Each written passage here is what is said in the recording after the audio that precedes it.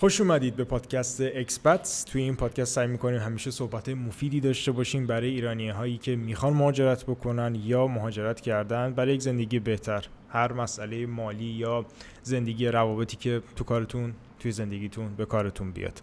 من با متین توی این اپیزود می‌خوایم چند تا از شغل‌های جانبی یا به اصطلاح سایت هاسل رو بهتون معرفی بکنیم که در کنار کاری که دارید انجام میدید کار دومی هم داشته باشین، یک درآمد دومی هم داشته باشین که یه ذره زندگی رو براتون شاید یه ذره راحت‌تر بکنه، حتی اگر ایران یا خارج از ایران باشین.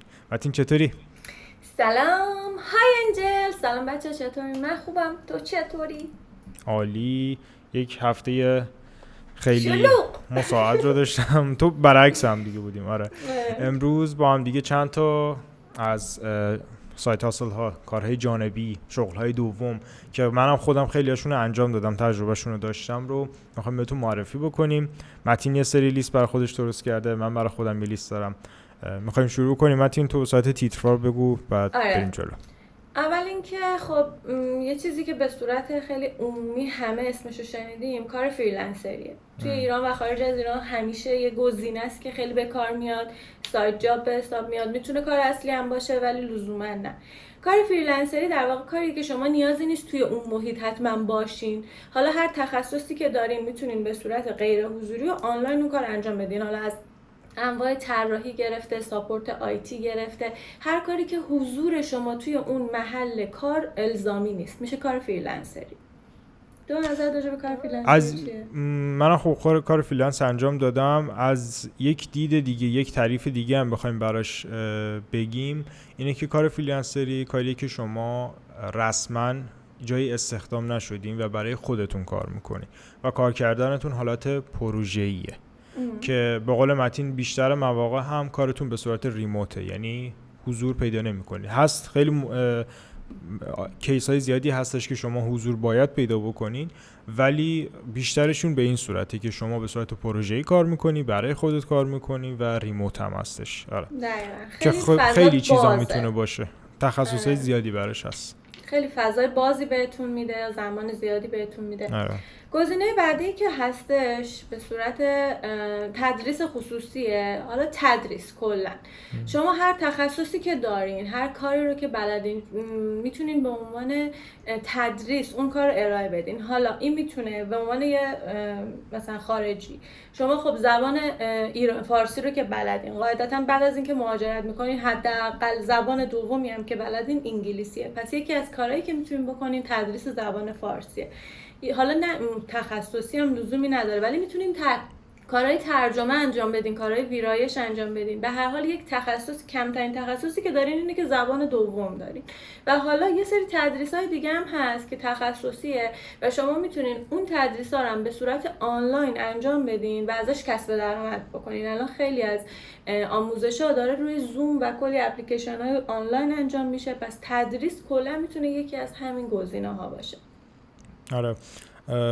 بعد برای بچه‌ای هم که تجربه ندارم، من خودم تدریس حالا نکردم ولی مدرکش رو گرفتم تو ایران که خب سنم کم بود، مسیرم مشخص نبود، پیگیر شدم اونی گرفتم. تو ایران هم مدرک گرفتنش خیلی راحته که بهش میگن دوره‌های TTC Teachers Training Course. خارج از ایران هم خیلی کار سختی نیست. شما هر زبانی رو میخواید آموزش بدین، یه سری میگن ما تخصص نداریم در این زمینه، گرفتن مدرکش کار سختی نیستش. باید فقط پیگیر بشین و روابطش رو پیدا بکنید که بتونید اگر بخواید خصوصی کار بکنید بتونید موقعیتش رو برای خودتون پیدا بکنید. فکر نکنید یه کار خیلی سختیه، میتونید از بیسیک شروع بکنیدش. فقط باید پیگیر بشین، یک مدرکی برای خودتون جور بکنین، یک پورتفولیو درست بکنین که درگیر ایمپاستر چالش نشین، به خودتون شک نداشته باشین و بعد میتونید موقعیت‌ها رو پیدا بکنین. بریم بعدی. گزینه بعدی که میخوام بهش اشاره کنم انواع اقسام کارهای خدماتیه که این گزینه بیشتر کار جانبی واسه آدمایی که خارج از ایرانه. یعنی چی؟ مثلا ما توی ایران یه سری محصولات داریم که واقعا دسترسی بهشون توی خارج از ایران سخته. یه سری حالا کسا هستن که به نوعی این محصولات رو وارد میکنن، میارن اینجا که مثلا حالا انواع اقسام خوراکی ها یا حتی وسایل مثلا حالا سنتی یا هر چیزی که واقعا مخصوصا خوراکی ها که آدمایی که تو خارج از کشورن، به خصوص ایرانی ها، همیشه دنبال محصول ایرانی هن. پس مثلا تو کاتگوری کارهای خدماتی میتونم بهتون اینو بگم که یکی از کارهایی که شما میتونین توی مهاجرت انجام بدین اینه که به واسطه یا حالا کانکشن، حالا نه که اینا همه بتونن انجام بدن، باید یه سری حالا تواناییات براتون باشه که بتونین محصولات رو خارج کنین از ایران اینجا وارد کنین. همچین کار آسونی هم نیست، ولی یکی از کارهایی که خیلی درآمد خوبی داره واسهتون بعد از مهاجرت، چون میتونین خیلی مشتریای زیادی داشته باشین. ما ایرانی‌ها همیشه دنبال محصولات ایرانی هستیم. آره تقاضا واقعا هستش، چون ایرانی‌ها جامعه‌ای هستن که دل کندن براشون از فرهنگ ایرانی سخته. نه همشون، خیلیشون مخصوصا از دهه 70 به قبل. من همین عمانم که اومدم، یه فروشگاه بزرگی اینجا هستش اسمش مرکز تخفیفات توی کشور عمان و مثلا میری اونجا چیتوز هست، همه کشورهای دنیا هست. معمولا هم جنسا زیاد تازه نیستن به خاطر اینکه خیلی طول کشیده شیپ بشن بیان اینور. بعد تو گفتی خود شخص بخواد جنسو بخره بیاره دیگه. آره به خاطر اینکه اینجا من واقعا یه نفر میشناسم، پدر یکی از شاگردای خودم بود که اصلا اینجا فروشگاه ایرانی زده. حالا به واسطه ارتباطات و مثلا کانکشنی که توی این چند سال زندگی اینجا گرفته، خرما محصولات ایرانی از ایران میاره و اینجا یه فروشگاه خیلی کوچولو داره. حالا خیلی کوچولو هم نه، ولی محصولات ایرانی میاره، از لواشک، نمیدونم رب آلوچه فلان، همه این چیزا که اینجا وجود نداره. مثلا حتی ما اینجا آبغوره نداریم تو گرجستان، خیلی جالبه، آبغوره نداریم. چیز بعدی گزینه کامنتی داری هنوز؟ فقط میخواستم بگم که برای بچه‌هایی که اطلاعاتشون کمه در این زمینه، باید حتما توی برای خرید فروش اجناس ایرانی کلا سرمایه رو باید حتما داشته باشین از قبل. آره. و دوم این که قوانین گمرک هم باید بدونن راجع به این گزینه. آره سرمایه رو داشته باشین، قوانین گمرک هم بدونین و اینکه بدونین از کجا جنس رو با چه قیمت باید بخرین دیگه. باید با حداقل قیمتی که میشه بکشونین پایین و بتونین یه سودی بکنید آخرش. فقط گاماس برین جلو. حواستون باشه چون داری سرمایه‌تون رو میذارین وسط. درسته. یه آپشن دیگه هست که لزومی نداره که انقدر حالا سرمایه سنگین داشته باشین یا کانکشن و ارتباطات. اون چیه؟ گزینه کارهای دستی. حالا این کارهای دستی میتونم براتون اینجوری باز کنم. شما توانایی حالا ساخت یه مثلا یه چیز دکوری رو دارین، کاری که خودتون تو خونه انجام میدین، یا حتی پخت و پز، مثلا غذاهای خونگی درست میکنین یا مثلا شیرینیجات میپزین. اینا خیلی راحته. مثلا اینجا کلی کانالای تلگرامی و حالا مثلا راههای مختلف هست که ایرانی‌ها همو پیدا میکنن. مثلا ما واقعا داریم خانمی که تو خونه غذای ایرانی درست میکنه و هر روز مثلا کلی سفارش داره. بعضی روزا مثلا میگه دیگه آقا تموم شد غذای امروز. کارهای دستی هم همینه دیگه، یعنی مثلا شما نیازی ندارین که خیلی سرمایه سنگینی داشته باشین یا حتی کانکشن های قوی، با یه کانال تلگرامی راحت میتونین اون محصولتون رو به فروش برسونین و خیلی هم به نظر من جواب میده. خیلی گزینه، حالا بیشتر توضیح میدم جلوتر راجبش. آره کار دستی دیگه تو برای همین غذا کلا کترینگ و اینکه غذا بخوایم خرید فروش بفروشیم، یه دونه اینجا ما کترینگ داریم توی مسقط به اسم الذوق ایرانی. بعد این برای کلا رستوران ایرانی رقابت مال خودش کرده. یعنی این تنها رستوران ایرانی نیستش، ولی رستورانی که سفارش بگیره غذا رو بفرسته این ترکونده. بعد مغازش هم مغازه کوچولو توی یک محله‌ای که پایین شهر هم هست، جای خفنی نیست، ولی بازار مال خودشه و به قدری موفقه. این بعد غذا متین اینجا مثلا ما مشکلات تورم و اینجور چیزای ایرانو نداریم دیگه. بعد مثلا تو قیمه سفارش میدی، من مدل قیمه‌ای میدی که مثلا من 10 سال اونجوری نخوردم، 10 تا دونه گوشت تو هر کدوم پیاله میذاره مجلسی. آره چیز عجیب غریبه. گردو. آره دقیقاً. ولی خب مسقط مارکتش محدوده، بستگی داره کجای دنیا باشین. اینکه کجا هستین باید خیلی دقت بکنید و ببینید که آیا رقابت هست یا نیست، غذای ایرانی تقاضا براش هست یا نیست تو اون منطقه‌ای که شما دارید زندگی میکنید. این یه نکته‌ای که باید بهش دقت بکنید. اوکی، این چیزی بود که من جلوتر الان می‌خواستم بیشتر بازش کنم، چون تو اینجا بازش کردی منم دیگه حالا همینجا می‌بندمش. ببین اینجا اولین چیزی که واسه این کارهای مثلا دستی و حالا کترینگ خونگی یا اینا میتونم بگم دقیقا همینه که نیک گفت. شما اول باید ببینید که بازارش وجود داره یا نه. اگه شما توی یه کشور اروپایی توی یه شهری زندگی میکنید که سرجم شاید 50 نفر ایرانی هم دور و برتون نباشه، قاعدتا این کار جواب نمیده. ولی مثلا الان من اینجا تو تفلیسم خیلی کسا هستن که دارن کارای این شکلی میکنن، شیرینی میپزن، غذا میپزن، میفروشن. صدام گرفت. مثلا اینجا هم یه خانومی هست معروف شده، یعنی یه کانال تلگرامی زده، بعد مثلا یه سری غذاها رو داره نرمال و غذای روز داره. مثلا میاد تو تلگرامش مینویسه امروز غذای روزمون قرمه سبزیه، امروز مثلا کتلته، امروز مثلا قیمه است، امروز. بعد واقعا مثلا چند ساعت بعدش مینویسه که تمام شد. دیگه دیر جمعه بالا منو میدن روزانه، خیلی چیز جذابی. و واقعا هم فکر نمی‌کنم کار سختی باشه، واقعا میشه راحت این کار رو کرد. فقط یکم دستپخت خوب میخواد، مواد اولیه و یک کوچولو هم ارتباطات. دقیقاً. کار بعدی که میخوام راجبش صحبت کنم که واقعا درآمد خوبی داره.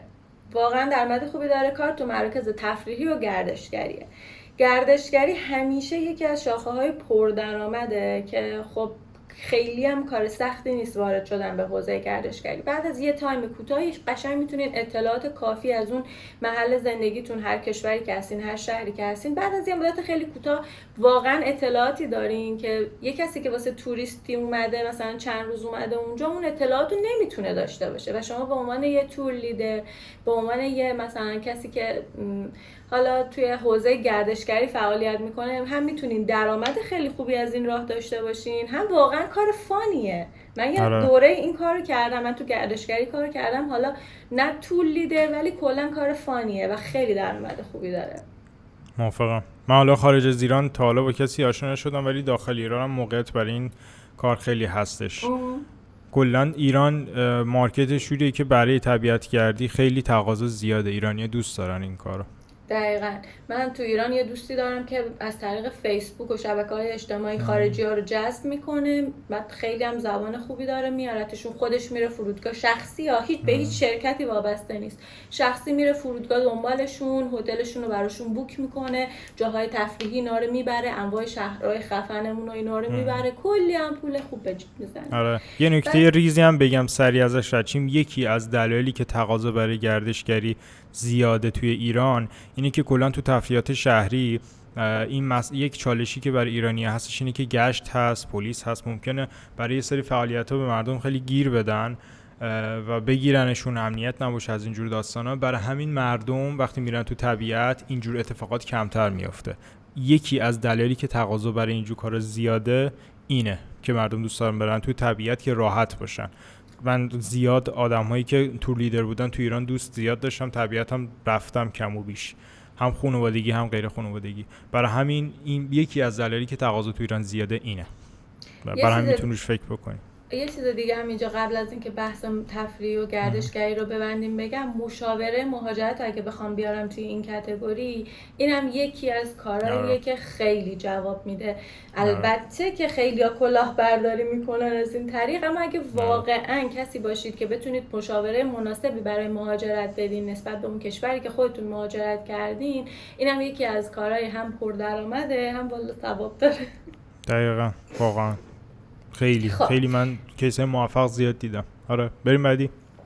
لیست من تموم شد. من خیلی تیتروار سعی کردم واقعا، چون هر کدوم اینا یک دریایی از جزئیات داره که واقعا الان بخوام هر کدومو باز کنم هم خیلی وقت زیادی میبرم، شاید بورینگ بشه، اما واقعا با یه سرچ کوچیک میشه راجع به هر کدوم از اینا که بهش علاقه دارین و فکر میکنین پتانسیلشو دارین که انجام بدین، راحت میتونین دیتیلشو در بیارین، نکات مثبت و منفیشو در بیارین و بسم الله شروع کنین. بریم سراغ لیست نیک. آره خب من 3 تا کلان آیتم دارم، برای هر کدوم یه سر توضیحاتم براتون دارم و یه سریاش هم خودم تجربه داشتم، یه سریاش هم که میخوام انجام بدم. یکیش هم کار گوگل ادسنس. برای بچه‌هایی که اپیزود قبلی رو دیدم، من درگیر نامم بودم، کلی بهتون توضیح بدم. گوگل ادسنس یک زیرشاخه‌ای از گوگله. کارش چیه؟ مدیریت کردن تبلیغاتی که گوگل انجام میده. کدوم تبلیغات؟ یک مثالش تبلیغاتی که توی یوتیوب انجام میشه و 2 تبلیغاتی که روی سایت های مختلف انجام میشه. همه یوتیوبرها و وب مسترها، کسایی که سایت دارن، وقتی که تبلیغات میاد روی سایت یا کانال یوتیوبشون، برای مدیریت کردن تبلیغاتشون باید برن توی حساب گوگل ادسنسشون. گوگل ادسنس ادسنس کارش مدیریت کردن ایناست.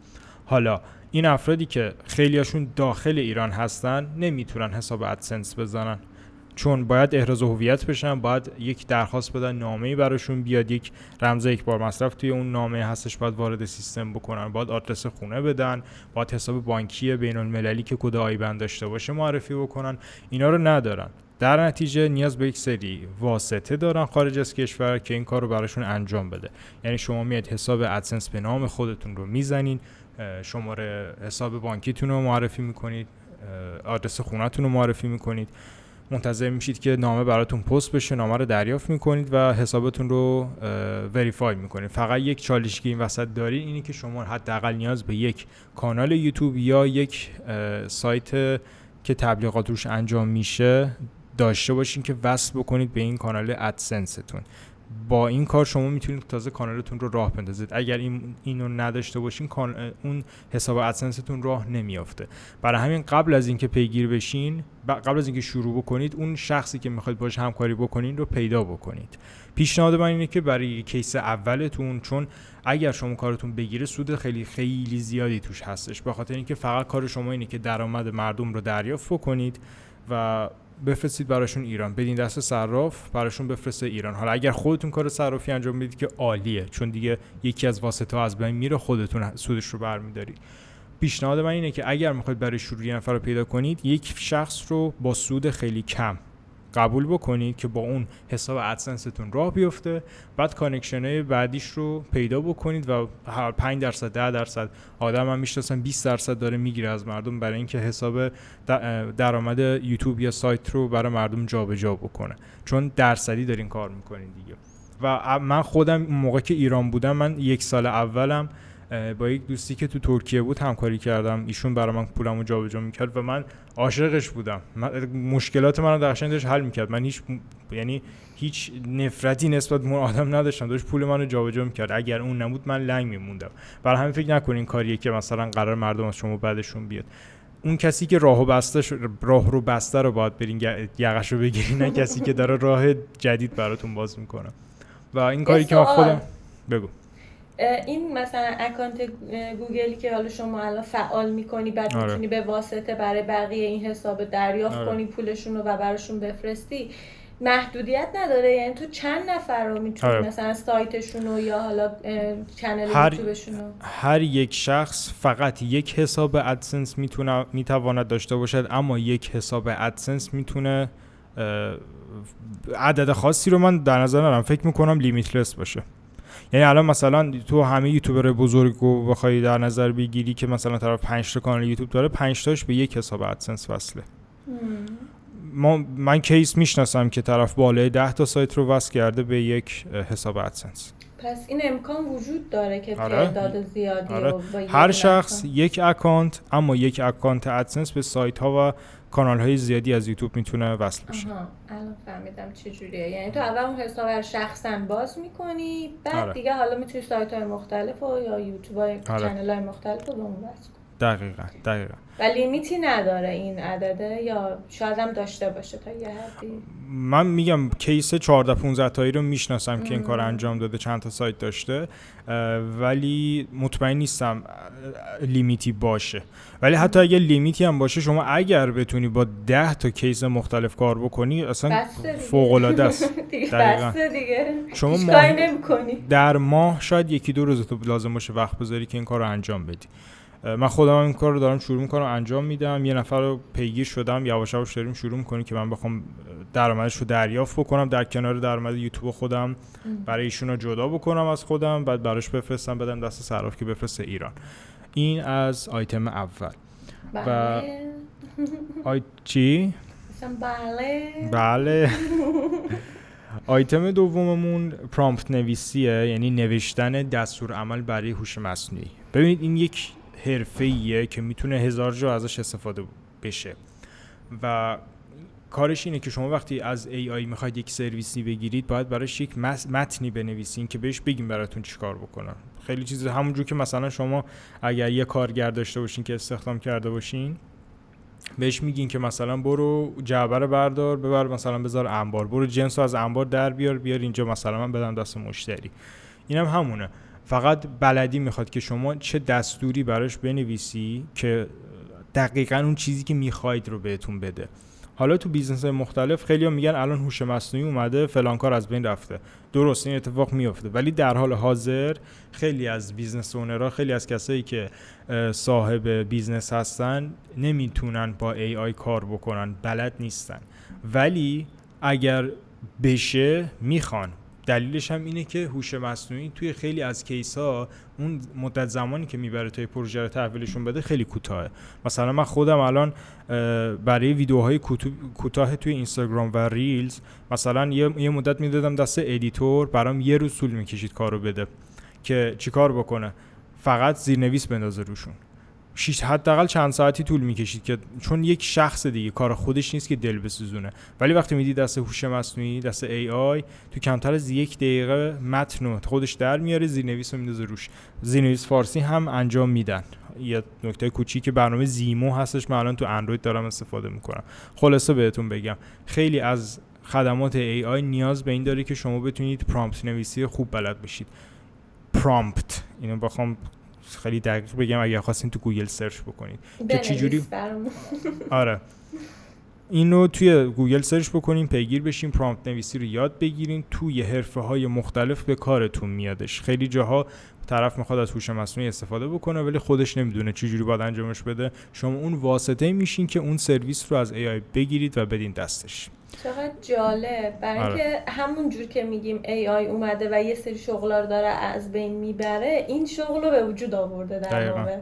خیلی جالب بود. ولی خب اینم در نظر بگیرین که هر چقدر بیشتر جلو بریم کار کردن با هوش مصنوعی راحت‌تر میشه و پابلیک‌تر، تعداد آدمای بیشتر یاد میگیرن باش کار کنن. دقیقاً. به این معلم مثلا یه سری آدما هستن که میان برای فروشگاه‌ها کار اینستاگرامشون انجام میدن، مدیریت میکنن، پیج براشون میزنن، ادمین میشن. اینم دقیقاً همونه. یه زمانی بود که هیچکی از اینستاگرام خبر نداشت، الان همه مجبورن داشته باشن یه پیج اینستاگرامی. الان هم یک سری واسطه‌ها برای کسایی که سمبال هستن بلد نیستن باشون کار بکنن به وجود اومده. اینم همونه. و آیتم سوم ادیت ویدئوه که خیلی تقاضا حتی تو ایران هم برایش زیاده. الان ما تو دورانی هستیم که همه یک بیزنسی دارن که میخوان بیارنش مجازیش بکنن. مثلا من چند وقت پیش مشاوره دادم به یه دوستی که کار عمل جراحی زیبایی انجام میده تو ایران و این افراد نیاز به ادیتور دارن. یعنی هر بیزنسی که الان داره وارد سوشال میدیا میشه، کانال یوتیوب بخواد بزنه، بخواد اینستاگرام را بندازه، نیاز به ادیتور داره و شما اینجا میتونید ویدیوهاشون رو ادیت بزنین و خیلی مواقع این ادیت با گوشی انجام میشه، نیازی به لپتاپ ندارین، نیازی به کامپیوتر قوی ندارین. پریمیر پرو تنها آپشن شما نیستش و از گوشی میتونین شروع بکنید. 2 تا نکته داره که موفقیت شما رو براتون به وجود میاره. اولیش اینه که تکنیک های خوبی رو بلد باشین، بتونید ویدیوهای جذاب درست بکنید با ادیت زدنتون. و دومیش کانکشناتونه، با چه افرادی کار میکنید. باید تشخیص بدین چه جور آدمای آینده دار هستن که شما برید با درآمد کم باهاشون شروع بکنید و بعدها که پیشرفت کردن آروم آروم درآمد شما هم افزایش پیدا بکنه. این از 3 تا آیتم من. حالا خیلی خوب بود. خب من تقریبا توضیحاتم دادم، ولی چون بحث رو یکم بردیم سمت این که خودت چه کارایی کردی یا چه کارایی میخوای بکنی، منم بخوام اشاره بکنم. خب من الان تو این 5 سالی که مهاجرت کردم واقعا سخته که بخوای خارج از کشور درآمد داشته باشی و بتونی زندگی خودت رو بچرخونی. من خیلی از کارهای جانبی رو امتحان کردم، حتی شاید برای یه دوره یا شاید حتی هنوز در دراز مدت انجام میدم. مثلا کاری که من هنوز دارم از اول شروع کردم دارم انجام میدم تا الان طراحیه. حالا مثلا میتونیم دقیقاً بگیم شبیه به همین ادیت ویدیو. خب منم کارهای طراحی انجام میدم واسه هنوز خیلی‌ها هستن، درسته AI اومده ولی خب هنوز خیلی‌ها هستن که احتیاج دارن که اون چیزی رو که میخوان داشته باشن و به یه آدم توضیح بدن، نه به هوش مصنوعی و اون آدم براشون انجام بده. یعنی هنوزم این کار جواب میده و من هنوزم دارم ازش استفاده میکنم و خوبیش اینه که مثل همون کار فریلنسری که گفتم از هر جای دنیا میتونم اوردر بگیرم، کار رو انجام بدم و براشون بفرستم و زمانش هم دست خودمه. تو خونم شب میخوام تا صبح بیدار بمونم، ظهر بزنم، عصر بزنم و این کاریه که خیلی یعنی دقیقاً زندگی منو این کار چرخونده، کار جانبی من زندگی من چرخونده در واقع. و یه تجربه دیگه هم که بخوام بگم که خودم داشتم تدریسه. حالا من واقعا میتونم ادعا کنم که مدرس خوبیم، یعنی هر چیو که بلدم یه جوری به طرف یاد میدم. حالا تو بگو یه فیلمو اصلا بخوام براش تعریف بکنم، یه جوری تعریف میکنم که انگار خودش دیده.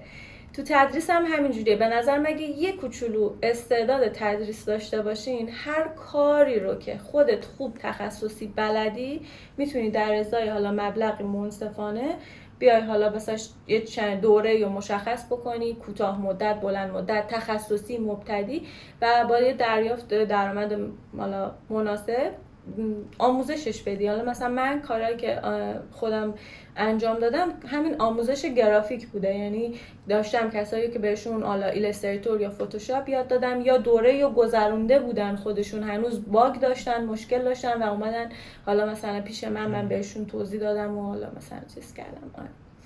این بود دیگه.